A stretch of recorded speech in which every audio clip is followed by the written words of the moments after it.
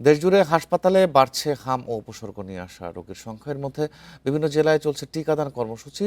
চট্টগ্রামে আগামী 20 এপ্রিল শুরু হবে টিকা দেয়া। হাম পরিস্থিতি নিয়ে আরও জানাতে চট্টগ্রাম থেকে আছেন সহকর্মী আব্দুল্লাহ রাকিব।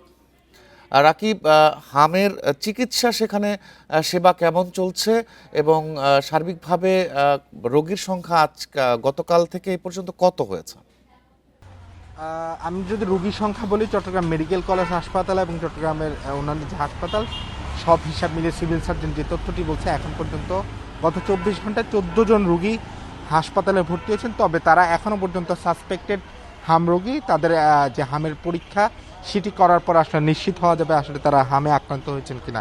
তবে হাসপাতালে যারাই সন্দেহজনক হামের লক্ষণ নিয়ে আসছেন, তাদেরকে যে স্বাস্থ্য অধিদপ্তর কর্তৃক যে হাম চিকিৎসার যে প্রোটোকল, সেই প্রোটোকল মেনে চিকিৎসা দেওয়া হচ্ছে এবং চিকিৎসকরা সবসময় যে চিকিৎসা দিয়ে আসেন সেটি দিয়ে আসছেন। এবং চট্টগ্রাম মেডিকেল কলেজ হাসপাতালে হামের যখন প্রকোপ শুরু হয় তখন থেকে একটি আলাদা বিশেষ ইউনিট বা ওয়ার্ড খোলা হয়েছে এবং সেখানেই শিশুদের চিকিৎসা দেওয়া হচ্ছে।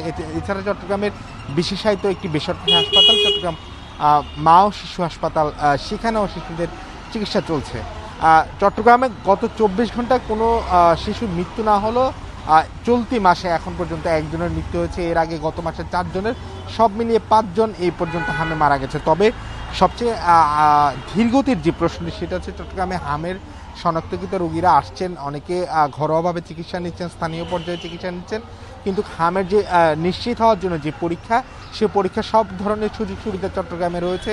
সেটি থাকা সত্ত্বেও আসলে ঢাকায় নমুনা প্রেরণ করা হচ্ছে, যেহেতু এটি সরকারি এখনও পর্যন্ত নির্দেশনা পায়নি, ফলে এখানে হামের পরীক্ষা করা সম্ভব হচ্ছে না। সেহেতু ফলাফল ঢাকা থেকে আসতে কিছুটা দেরি হচ্ছে। সেক্ষেত্রে চিকিৎসার পদ্ধতি নিয়ে একটু দ্বিধার মধ্যে থাকতে হচ্ছে।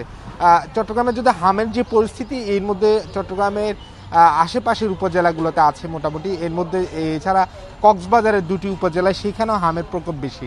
ফলশ্রুতিতে যে 20 তারিখ থেকে চট্টগ্রামের সিটি কর্পোরেশন এবং জেলা এবং আশেপাশের যে উপজেলাগুলো রয়েছে সেখানে 20 তারিখ থেকে হামের টিকাদান কর্মসূচি শুরু হবে এবং স্বাস্থ্য প্রশাসন বলছে তারা হামের এই টিকাদান কর্মসূচিতে সবাইকে, সব ধরনের শিশুকে, অর্থাৎ যাদের হাম টিকা দেওয়ার উপযোগী, সবাইকে এই কর্মসূচিতে নিয়ে আসবেন।